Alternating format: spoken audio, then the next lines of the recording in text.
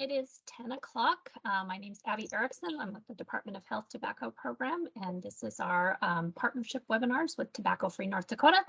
So I would like to go ahead and get this started, and I will turn it over to our presenters today. We have a partnership with Andrew Horn from Tobacco-Free North Dakota and Kara Hickel, our Communications and Equity Director here at the Department of Health. And they're going to go over Quit Week, which we had back a few months, and let you know the results of that and lessons learned and information that you can share with your partners. So I will turn it over, I believe, to Andrew is going first. Yep, Abby, thank you so much. Welcome, everyone. Thank you for joining us on this lovely Thursday morning. And also big thanks to the Department of Health team, Kara for helping present, Abby, as always, for helping host these webinars and get everything together. You guys are the rock stars. All right.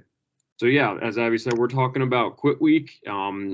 This has been going on for 3 years now, but if you're new to this, it's a coordinated multi-platform media campaign, really trying to bring light to all the cessation resources available in North Dakota. We really go as many different outlets as we can so that we can reach as many different people as we can. Obviously, social media plays bigger in the Bismarck, Fargo, Grand Forks areas, but we also do a lot of newspaper outreach in the smaller communities for the older population. So it really does cut across anyone who could come into contact with these products. And we started it, like I said, in 2020.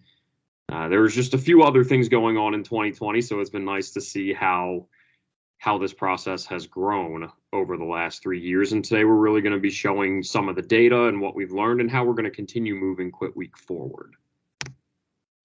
So when I say multi-platform, I did mention social media, but that's not just one thing. TFND mostly utilizes Facebook and Twitter. For that, we're going to grow into Instagram as well.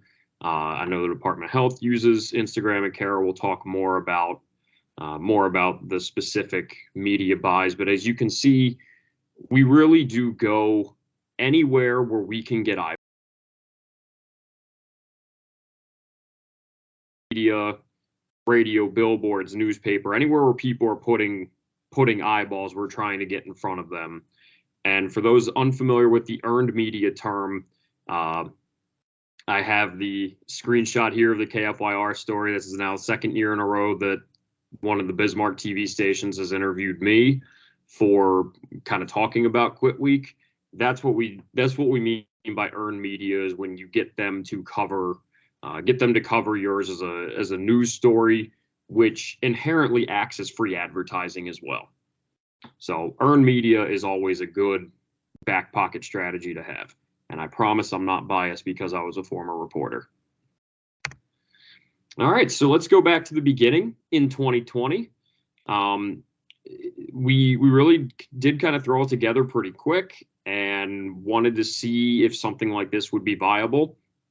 We posted about 3 times a day, which I'll explain later why that's overposting and not the best strategy. But we ended up with 25 total Quit Week branded posts, and the people reached reflects TFND's specific Facebook page. So TFND's Facebook page alone reached 5,500, almost 5,600 people, 236 reactions. Those are your likes, your hearts, your comments, shares, clicking on the post. Back in 2020, Facebook metrics did not break it down in a way that was easy for us to translate. So we have the total amount of reactions, but we don't have whether people were sharing the post, whether they were just liking the post. Different reactions mean different things in different types of engagement, and I can get into that in just a few minutes. We did have one extra post that was posted during Quit Week that we cut out of the numbers, which was our video essay scholarship contest winners. That was the first time we had 2 first place winners, and that outperformed every Quit Week post individually by a mile, which is why I had to go back and scrub some of the numbers. If you look in the right column, the per post metrics, this is a good way to look and see how effective each post is.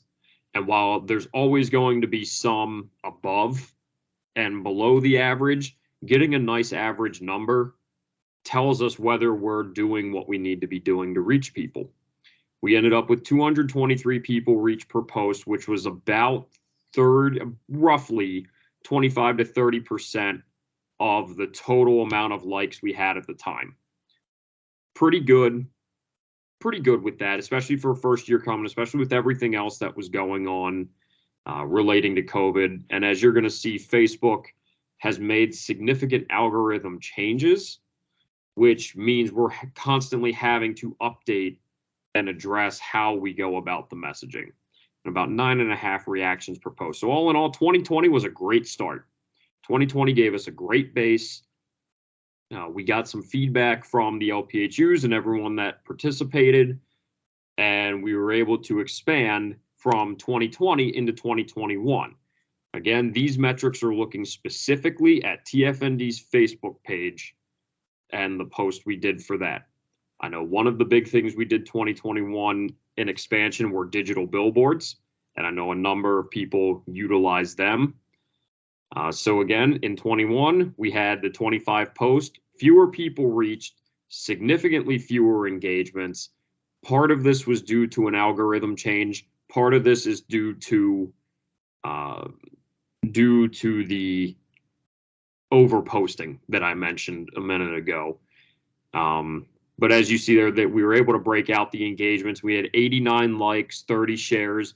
No, that doesn't equal 164. The rest falls into things like post clicks or picture clicks, interactions specifically with the post.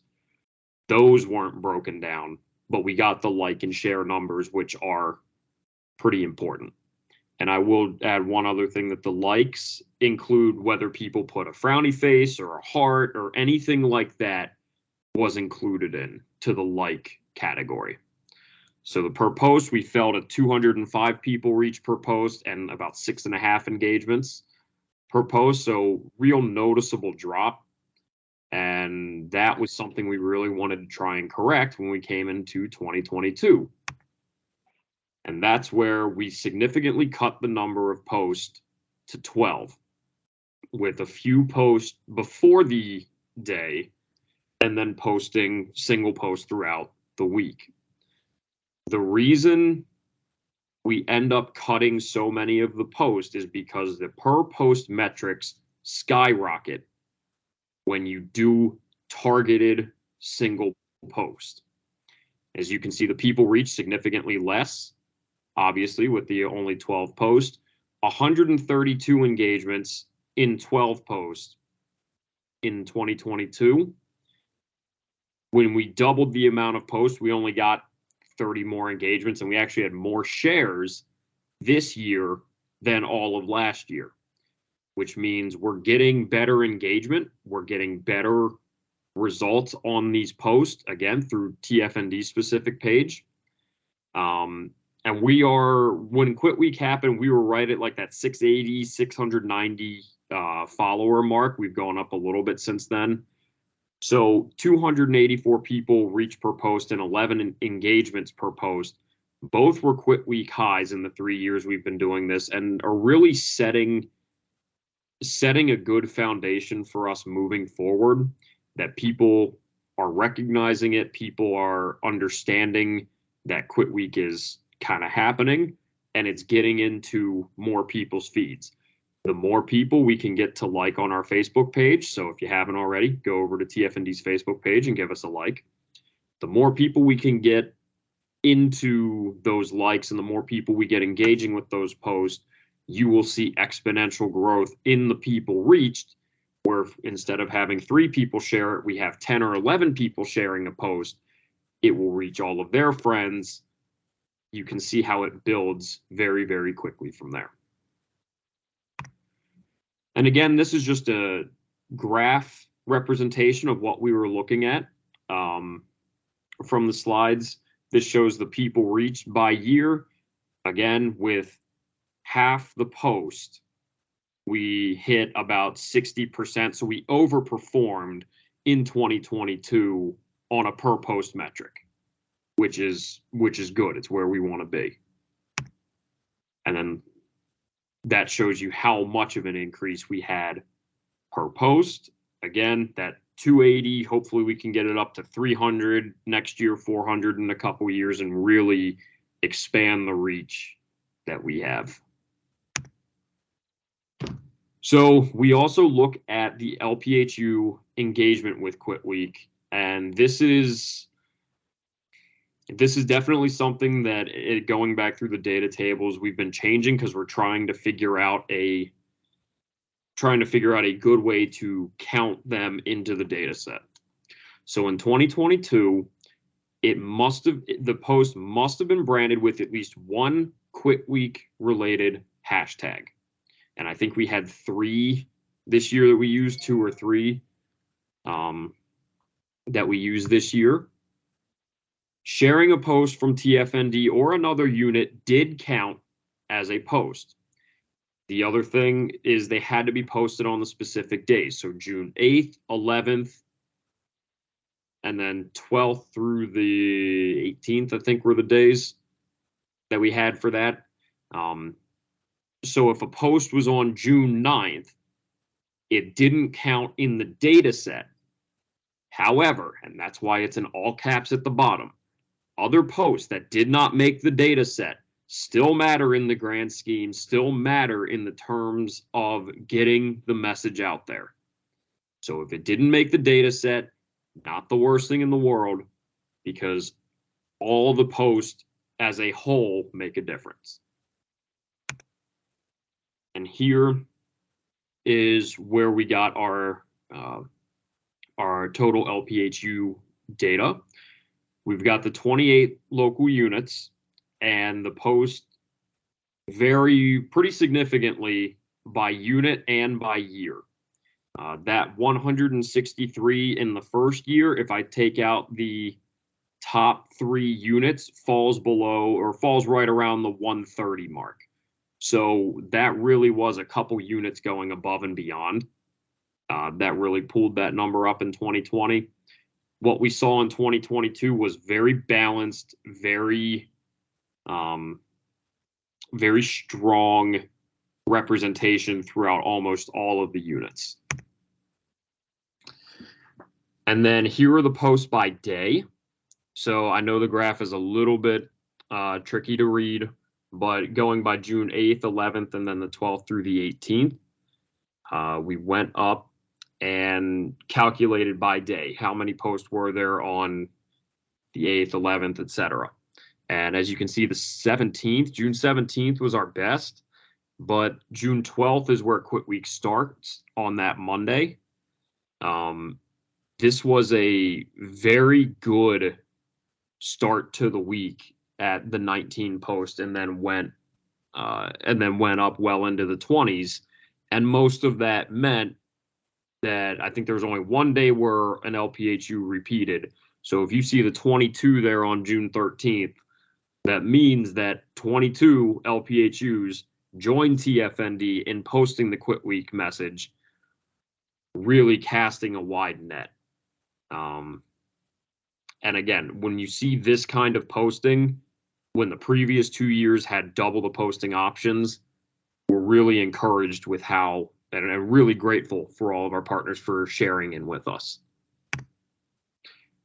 All right, here is the LPHU participation graph. And again, this was looking at how many did 0 post, how many did 5 or more, and then how many hit the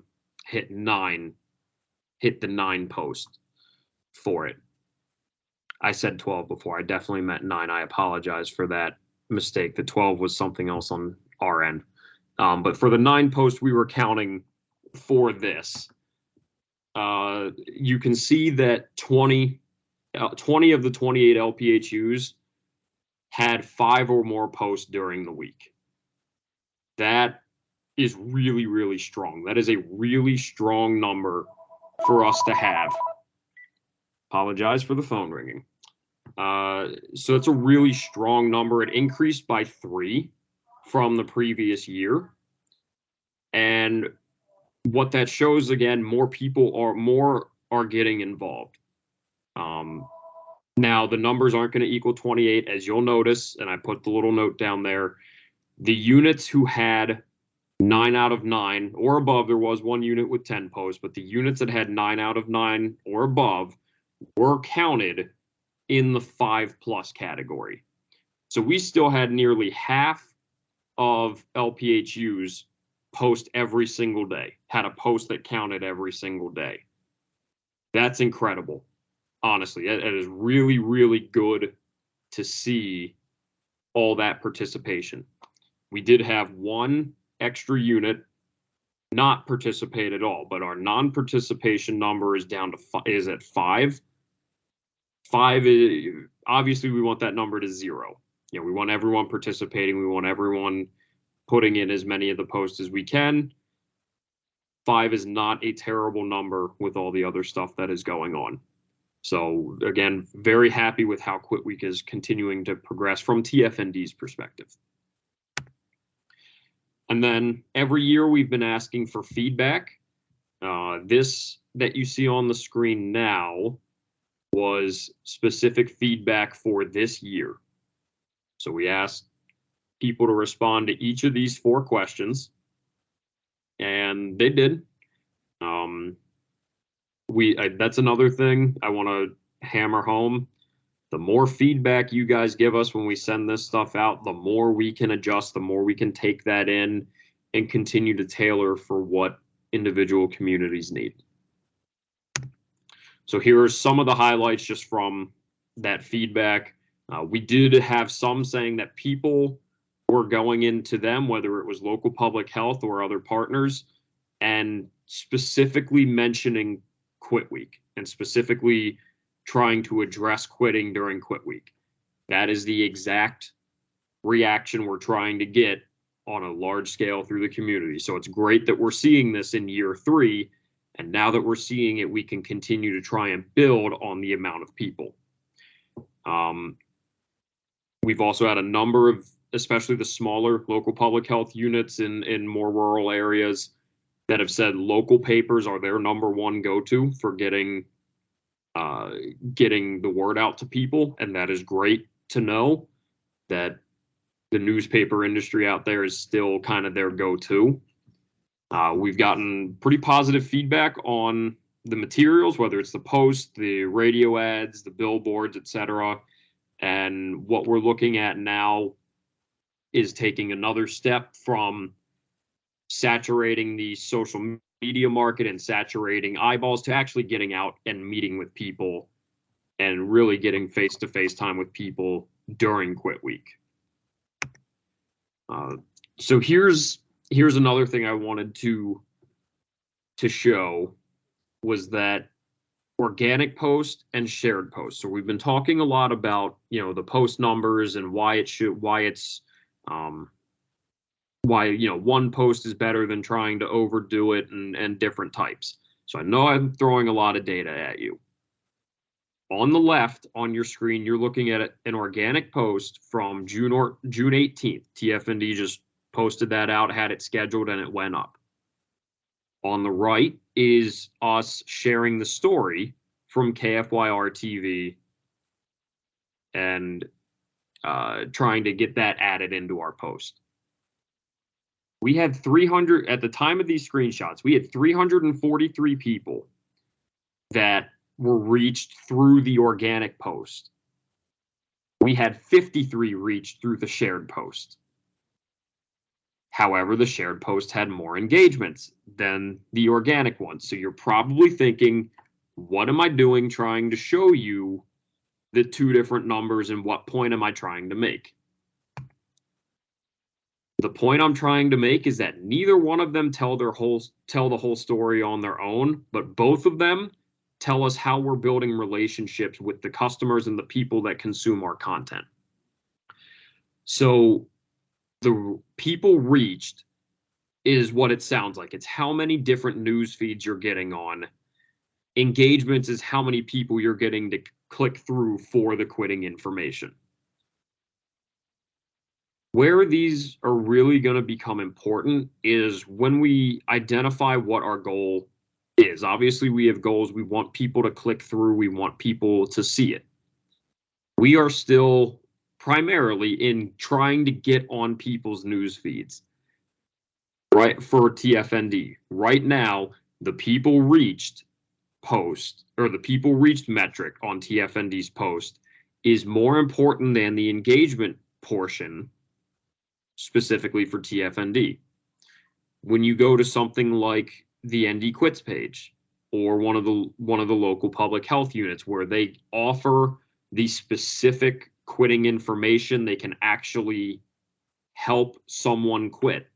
That's where we're going to want the engagement number higher, is more people learning about, where the quitting information is it right for them, and then ultimately reaching out to you. So again, it's going to depend what the goals are. For TFND, we really are trying to get the information out there. We want to see a high people reached, and engagements will naturally come along with that. For others, engagements may be the better metric for you. So if you're unsure with what the best is with that, again, you can always reach out. We can talk through it. If you can't find your metrics, then we can try and get that addressed as well. And then this is a video that we've had some tech issues. However, it is found on the ND Quits YouTube page. These kind of videos are always very useful. And I believe that now, there's the slide of it. And now I'm going to turn it over to Kara Hickel with the Department of Health, and she's going to talk about more on their end about what the Department of Health has done and how we really get into the media buys. So Kara, take it away. Thank you, Andrew. So this little chart just shows what we have purchased in media for ND Quits, for Quit Week. As you can see, in 2021, we only had 2 weeks of broadcast TV, and then in 2020 and 2021, we added another week with 3 weeks on broadcast. And in 2022, this past year, we were able to have 4 solid weeks on broadcast, and I think that really paid to our advantage. In 2021 was the only year that we ran anything on cable, and that was an addition from TFND. They wanted to help out a little bit, so that was where we saw the biggest gap in our media. So we did run some cable television for half of the time when we were running TV ads in 2021. Radio, again, it takes the same metric. In 2020, we had 2 weeks, 2021, 3 weeks, and then with 2022, we were able to run 4 weeks. And then if you go down the line, pretty much the same thing. It stays pretty consistent with social and digital. And just to note, in 2020, we did have 2 separate campaigns running on social and digital. And one was really targeting more the general population with ages 25 to 64. And then we had one for young adults, where those messages were geared for 18 to 24-year-olds. Andrew, you can switch the slide, thanks. Okay, so when we talk about digital and social media details, this is what we're talking about. So first is connected TV, and those are actually commercials like you would see on TV, like broadcast or cable, but this is your streaming services such as Hulu, Sling, and Pluto. And then we also place ads on Facebook and Instagram, and then audio, and this includes statewide radio stations and streaming audio, such as Pandora and Spotify, and then Snapchat and TikTok. And we are finding that Snapchat and TikTok is a great way to find the younger demographic. Next slide. So before I start this slide, I'll just give you a little bit of definitions on what these mean. So an impression is how many times this ad or your ad is seen. A click is the number of clicks that someone on the ad. So if someone's watching it and they click on it for more information, that is a click. A through play is the number of times it is played to completion or at least 15 seconds. And you'll see on this slide that we do run 15-second and 30-second ads. So the through play is they get to at least the 15 seconds. Video and audio completion is pretty self-explanatory. The video or radio ad plays all the way through. A swipe up is something that is specific to Snapchat, and that is they swipe up so they can see the call to action. This is used on snaps or stories on Snapchat, and it is directed to the audience to, like I said, to snap up, and then there's a link where they can follow. In most cases, we do link to the ND Quits webpage. So on this, you can see on Facebook and Instagram, which we are usually purchased together because they are the same company. Facebook and Instagram, we ran the 15 and 30-second videos, and adding these together, we had 207,929 impressions, 3,136 clicks, and 5,887 through plays. On Snapchat, again, same with a 15 and 30-second video, we had 445,849 impressions, 6,246 swipe ups, and 2,500.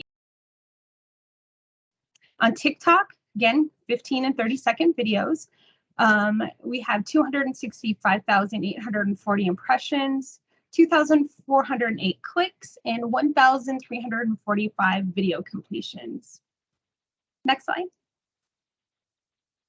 And so again, with connected TV for 2022, we had 268,604 impressions, 260,115 video completions. And this was pretty amazing that we had a 96.96% video completion rate. So most of the time our videos were played on connected TV. They were ran all the way through. So no one was clicking the channel as soon as our ad came on. So that's a really good thing. And then with audio streaming, we had 73,483 impressions, 2,245,244 audio completions, and our audio completion rate for audio streaming services was even higher at 98.99. So almost every time that our radio ad ran on streaming service, it played to completion almost every time. So that's a really good indication. Okay, next slide.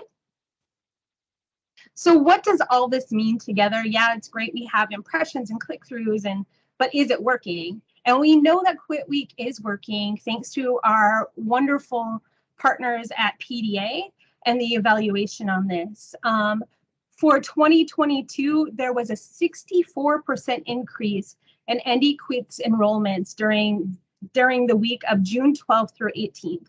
So all of our partners out there, and you're wondering, is what we're doing working? All these posts that we're putting out, is it going for the greater good? And we can tell that it is.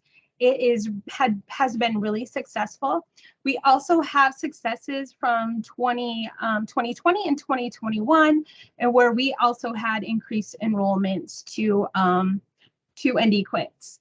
And now we also this year had an abundance of some anecdotal evidence where once we started running those commercials, and we started running them 3 weeks before Quit Week, we were getting a number of people that were calling into the General Department of Health number, which was not on the ad.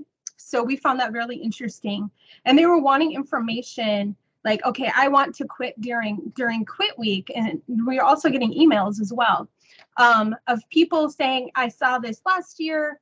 This is my year, I'm going to do it. So we know that brand of it's quitting time, and people are starting to, oh yeah, I'm going to do that this year. So we really want to keep that momentum going, and hopefully next year we'll see more than 64% increase in enrollments, which would be amazing. But if we even stayed at that, that would be great. So we know it is working. Next slide. So what are we going to do in the future? We do know this working. We're going to continue to evaluate this and take feedback from you. When you answer those questions from Andrew, we do take that and for our planning. And we hope that we were going to start planning right away in August, but due to competing priorities, hope to have that meeting with TFND and Department of Health and ODNI to start planning for next year. Things that we do know are going to happen are there will be a new video or television ad or asset that will be developed. Right now, ODNI is working on a blueprint for that ad. And the feedback that I gave them, we wanted something very upbeat and positive, encouraging, you know, maybe from the feedback that we were hearing from people contacting our office that, you know, will really harp on maybe it's that time again, it's quitting time, that kind of message, and encouraging that even if you've quit before, you know, it takes, the average smoker takes 8-12 times to quit before they quit for good. So having that message, don't quit till you quit. That was a tagline we had several years ago. And I think from the feedback that we were receiving, it may be time to bring that back for this campaign. We will continue to use the logo that you can see on the screen here. It's quitting time, because what we have heard is that people saw that and recognized, oh yeah, that's from Quit Week. So I know we had in 2020, we had some feedback that it wasn't everybody's favorite logo, but it is here to stay because people, with that brand recognition, that's something that's really important. So to bail on this at this point I think would be a detriment to the program. And then we will also continue our awesome partnership with TFND and Andrew and Heather. I can't say how great they've been in helping this Quit Week be a success the last 3 years. And I can see that continuing for the years to come. And then we will continue to develop the resources that we have in the past, including the Facebook post, the infographic fact sheets, the Swiss cheese news release, the billboard ads, all those assets that we have been giving you. We will continue to do that and update them to go along with the new ads that we will be developing. So they will all coincide with a really nice package that kind of ties everything together. And you know, when you look at something, you know it's for Quit Week. Okay, next slide. Okay, and I think it goes back to Andrew. So thank you very much, everybody. Thank you, Kara, for all of the what the Department of Health is doing. And this is where we're coming into the what else can we do section. We have numbers that show Quit Week is working, but that is only going to go so far. And that's why I mentioned earlier about really looking into expansion with community events. TFND, we're going to look at either assisting or getting our own booth or something with Capital Pride in Bismarck, which happens during Quit Week. That's an LGBTQ event that goes on at the in the little horseshoe right outside the Capitol. They did it in 2020. There were a few people. They did it, or 2021, and there were some people. It was significantly larger event this year, and my guess is that it is going to continue to grow. So we're going to look at those kind of events that happen specifically during Quit Week, but also in the months before, maybe leading up to it, so we can get the word out before as well. And we're also going to go to healthcare providers about what Quit Week has done for the community and give them numbers, and hopefully this kind of data, giving it to them, will lead to more quit attempts, more cessation attempts by doctors, pharmacists, nurses, whoever engaging with their patients. This is really where we want to see growth, is the healthcare providers learning about Quit Week and then relaying that to their patients. And if we connect that link, we think we're going to make significant, like mid 2010s level strides in cutting down the tobacco use rate. So now we come to our favorite part of the presentation, which is questions, because we need your feedback, your questions, anything. We work as hard as we can to address all the issues we can, but we're never sure if we hit anything unless you guys let us know. So please, questions, anything like that, and I will pop out of the slideshow real quick. And boom, there we go. I'm back.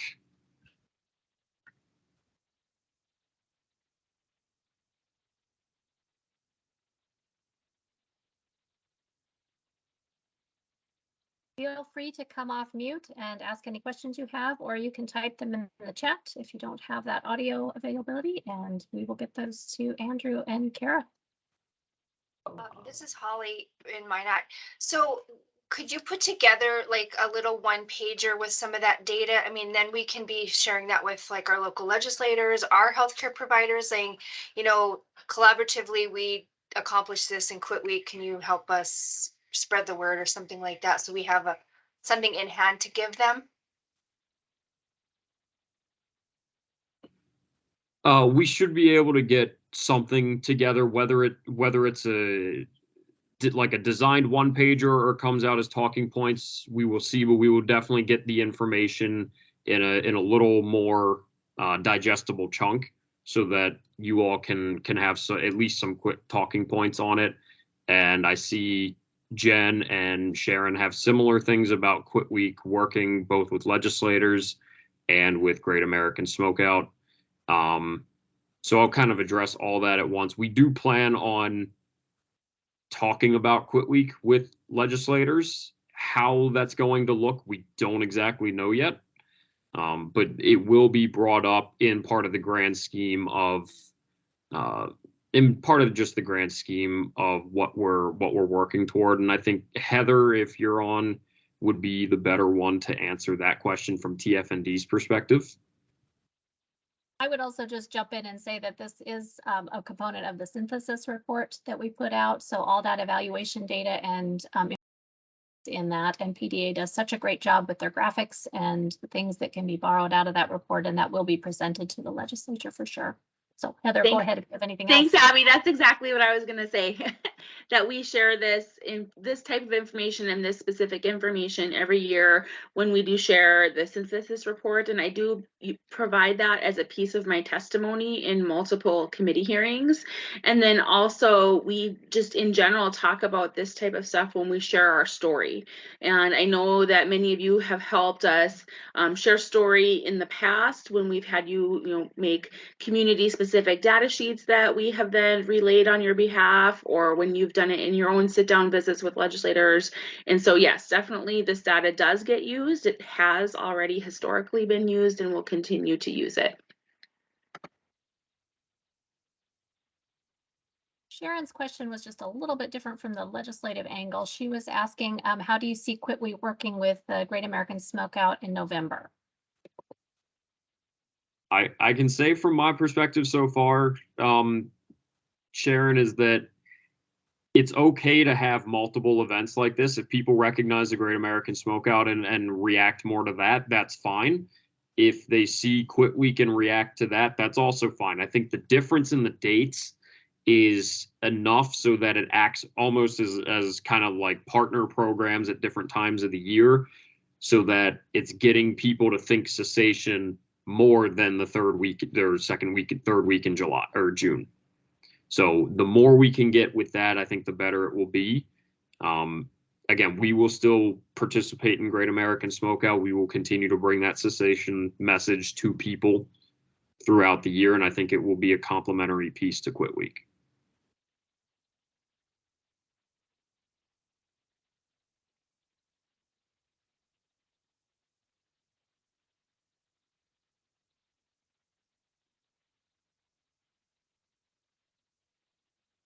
Don't be shy. Anyone else?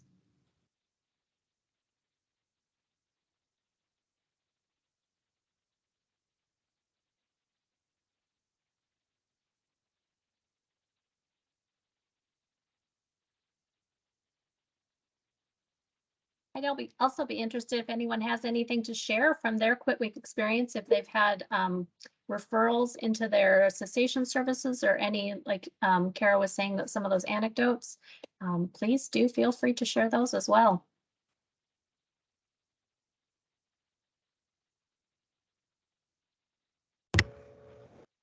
Good morning. Can you guys hear me okay? Okay.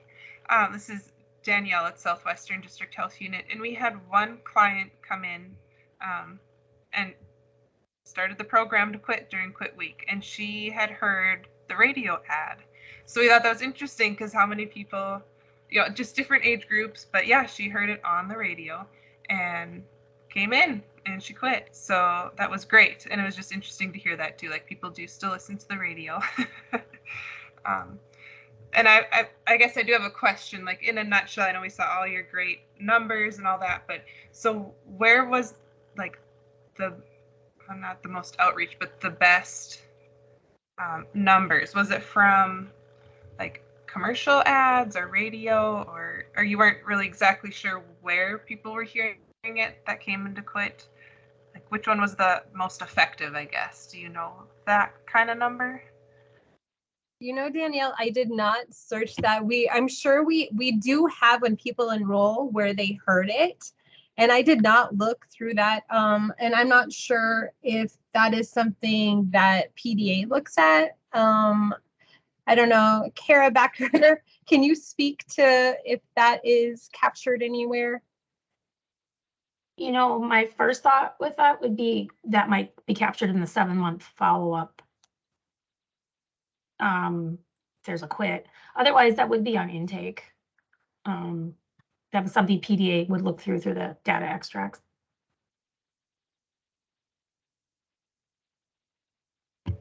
That is a good question, Danielle. So thanks. I think that would be really interesting information to look at. So thanks for that. Thanks for the idea. I hadn't thought about that before. Yeah, and maybe it's a hard number to get, you know, a consistent number on feedback. But yeah, I was just curious. So a lot of great other numbers. So thank you.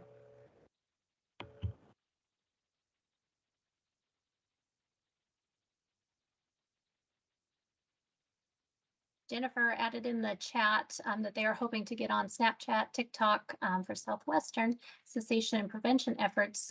Any help with how we do that would be appreciated.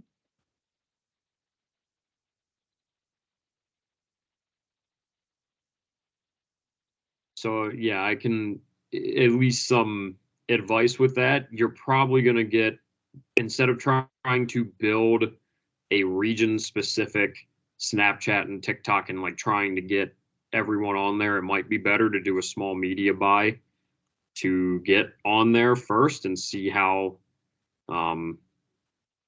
kids react, because it is extraordinarily labor intensive to grow a Snapchat and TikTok following, and it's even harder to do regionally.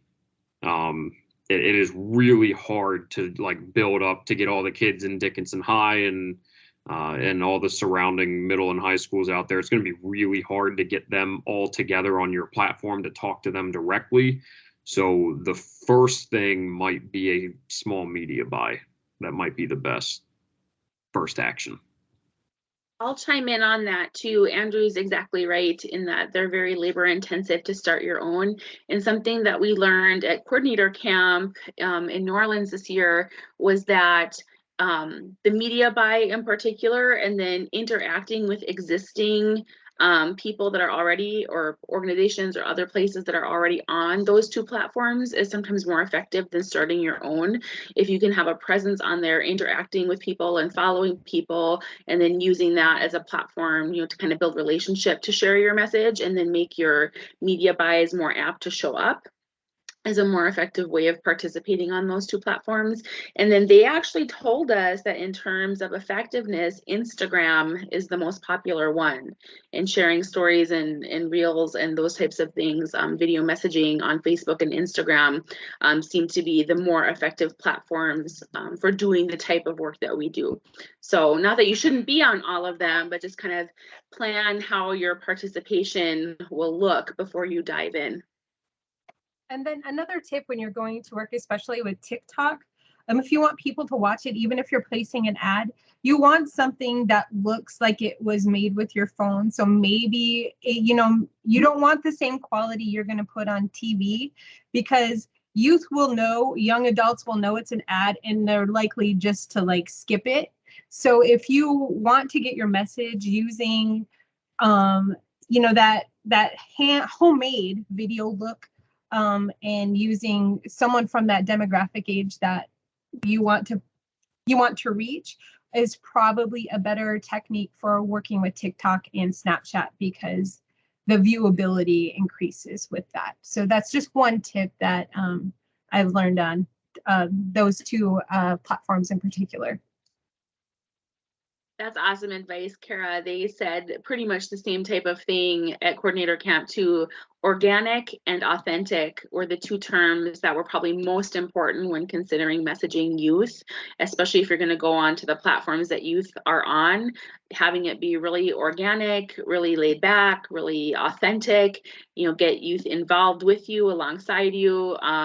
Otherwise, they do just tune you out as someone trying to preach at them instead of talk with them. So yeah, that's really good advice. And while TikTok is pretty hot right now and has definitely grown a significant following,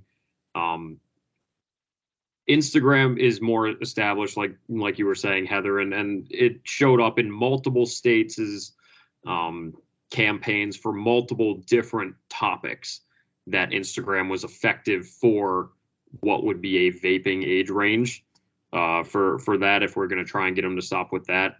The other thing is that TikTok is in a little bit of a precarious situation, I guess, nationally or internationally. They are owned by TikTok's parent company is owned by a Chinese company, and it is causing concern with the Department of Defense.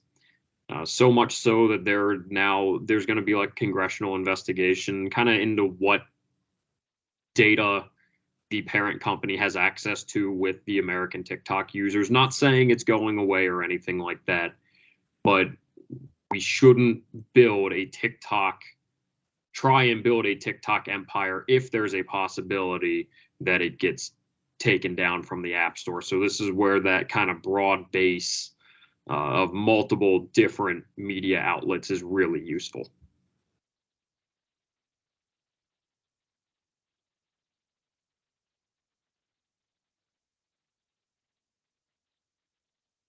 Sharon had a comment in there that she saw the ads on her local station, and so it was helping to reinforce what she's doing locally. So great work to you guys from Sharon. Thank you for that feedback. That's always nice to hear.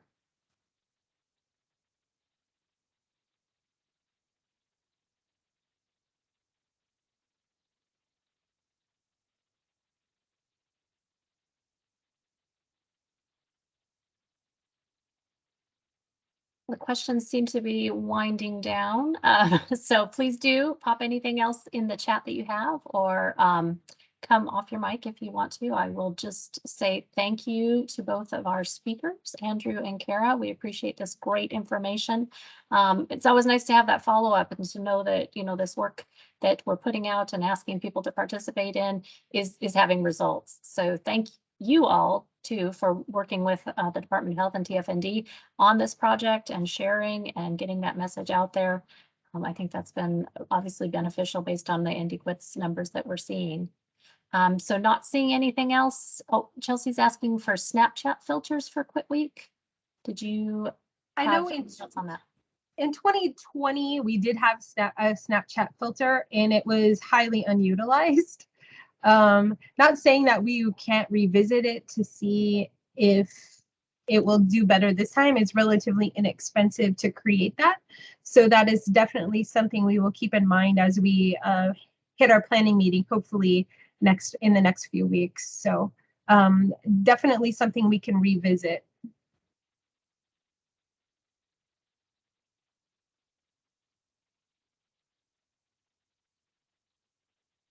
Sheila asked, do you think it was highly unutilized from not having awareness of the filter?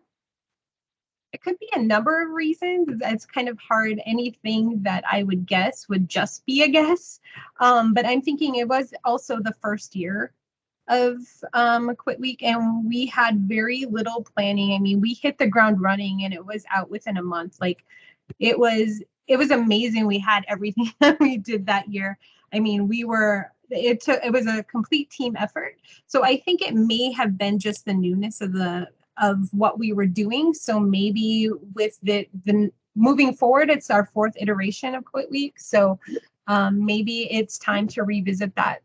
So it's a little hard to say why it wasn't used, but I'm guessing it was just the newness of what Quit Week was. Kara, I'll chime in on that too a little bit. I think with maybe Snapchat being a little more just underutilized in and of itself back then too. I mean, it was popular, but I don't know if it was as popular as it is even now. Because if I recall, we also had a Facebook frame that year, and that was used quite a bit. So I think it might have just been the newness of us getting familiar with and used to Snapchat as a whole, like all of us together, could have played a part in that too. But that's just a guess on my end as well. But I know with our Facebook frame did a lot better than the Snapchat filter because we tried both of those that same year, if I remember right. And Snapchat's always been more, especially the frames have been more of like an event-based thing.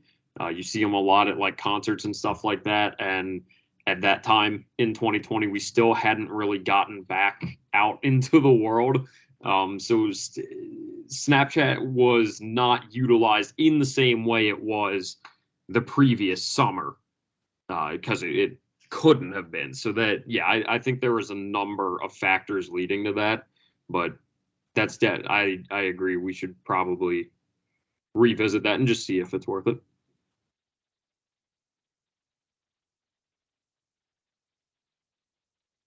That being said, if there are other things, suggestions, things like that, that you would like to see potentially, we'd always take those under advisement and add that to our planning.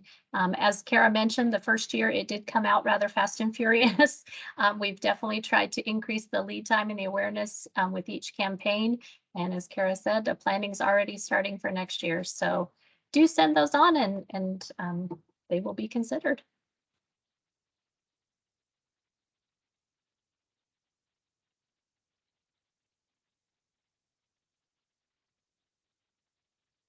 The last time I said we're done and then more came in. Try it one more time, but I think things are winding down. Thank you again to both our great speakers. We appreciate this partnership with TFND on these sessions. And the next one will be forthcoming. So watch your inbox for more information on that. Have a great back to school week for those of you who are involved in that, and take care.